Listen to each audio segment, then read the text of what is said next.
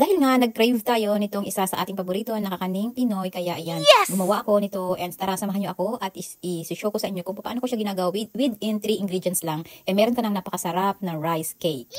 Gagamitan tayo dito ng 2 cups of self-rising flour. Ayan, pwede din naman kayong gumamit dito ng all-purpose flour or rice flour. Ayan, it depends. Pero yung sa akin, ang available ko dito is itong self-rising, kaya ito yung aking gagamitin. Plus isang can ng coconut cream. Ayan, dito sa tatlong ingredients na ito ay roon tayo ng napakasarap na rice cake. Imimix lang natin siya together, itong tatlong ingredients na ito, and then hahatiin lang natin siya sa 2 portion dahil gagawa tayo ng ube flavor and yung isa is yung strawberry. Ayan. And habang nagmimix nga tayo nito, is may nakaready na ako kanina na water kasi doon natin siya i-steam. Isa nga itong rice cake sa aking pinakapaborito dahil ito, naalaala ko paano nandun kami sa Pilipinas, is dito kami nabubuhay dito sa pagtitinda ng ganitong kakanin. Ayan. Yes! And doon nga sa probinsya, kapag doon ka nakatira is halos magkakakilala ang mga tao, kaya ayan, binabahay-bahay natin yan. Tindahan natin sila ng rice cake and then talagang popular.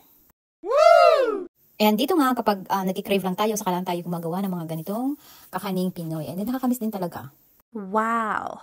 And balik tayo dito sa ating ginagawa. After natin siya ma-separate into 2 portion is nag-spray naman ako ng oil spray dito sa ating molder. Ayan, meron akong ganitong maliliit na molder. Pwede din na kayo mag-mold sa different molder, pero ako mas gusto ko to kasi ang cute niyan tingnan.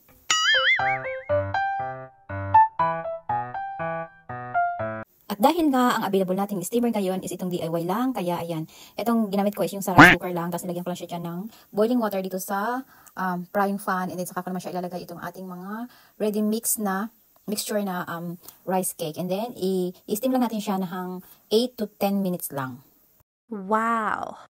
Yung iba kapag nagluluto is nilalagyan nila ng filling like cheese dyan sa ibabaw o nilalagyan nila ng shredded coconut, pero itong sa akin is plain lang.